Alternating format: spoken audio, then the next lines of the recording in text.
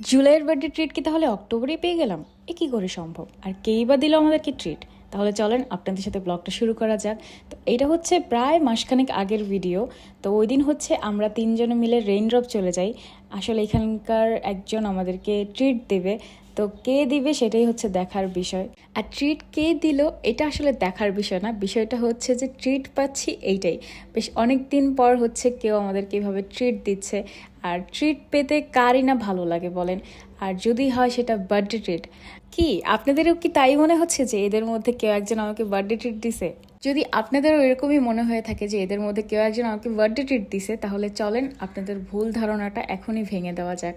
আসলে রেইনড্রপে ওরা হচ্ছে বার্থডে সেলিব্রেট করার জন্য এখানে ছোটোখাটো একটা ইসের অ্যারেঞ্জ করে, যেখানে এসে আপনারা ইজিলিভাবে সবার বার্থডে সেলিব্রেট করতে পারবেন আপনাদের প্রিয় মানুষদের। তো এখানে হচ্ছে আমরা খাবার অর্ডার দিয়ে একটু ওয়েট করছিলাম, তাই ভাবলাম যে একটু ভিডিও করে চলে আসি, তাই হচ্ছে ওইখানে গেছিলাম। আর এটা হচ্ছে আমার কোনো বার্থডে ব্লগ না, এটা হচ্ছে ওদের মধ্যে একজন আমাকে এমনিতেই ট্রিট দিচ্ছিল।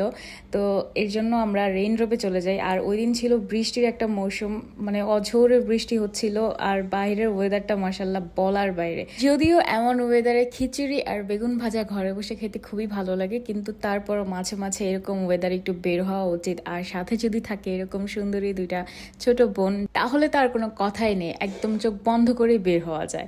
আর সত্যি কথা বলতে ওদের সাথে বের হইতে আমার খুবই ভালো লাগে, বের হইলে আমার মনটা ভালো হয়ে যায়। আর যদি এরকম বৃষ্টির মৌসুম হয় তাহলে তার কোনো কথাই নেই, মন খারাপের কোনো প্রশ্নই ওঠে না। যাই হোক, এতক্ষণ তো অনেক কথাই বললাম, আর এখন একটা কথা বলতে চাই, সেটা হচ্ছে যে যারাই হচ্ছে আমার ভিডিওটা দেখেন না কেন তাদের কাছে আমার ছোট্ট একটা রিকোয়েস্ট, সেটা হচ্ছে যে দয়া করে একটু ভিডিওটা দেখার শেষে লাইক কমেন্ট শেয়ার করে দিবেন প্লিজ। তো যাই হোক, এতক্ষণ অনেক কথাই বললাম, তো ভিডিওটা দেখার পর কেমন লাগলো সবাই অবশ্যই কমেন্ট করে জানাবেন। আর প্লিজ লাইক ফলো শেয়ার করে দেবেন যেন আমি আরও উৎসাহ পাই এবং আপনাদের জন্য আরও ভালো ভালো কিছু ভিডিও নিয়ে আসতে পারি। আর আমার ভিডিওতে কোনো ভুল ত্রুটি থাকলে প্লিজ আমাকে ছোট মনে করে মাফ করে দিবেন, কারণ আমি এখনও শিখছি কিভাবে ব্লগিং করতে হয় বা কীভাবে কী করতে হয়। আমি এখনও কিছু জানি না, এখনও খুবই আনাড়ি। তো যাই হোক, দোয়া করবেন যেন আপনাদের জন্য আরও ভালো ভালো কিছু ব্লগ নিয়ে আসতে পারি এবং আরও ভালো কিছু করতে পারি।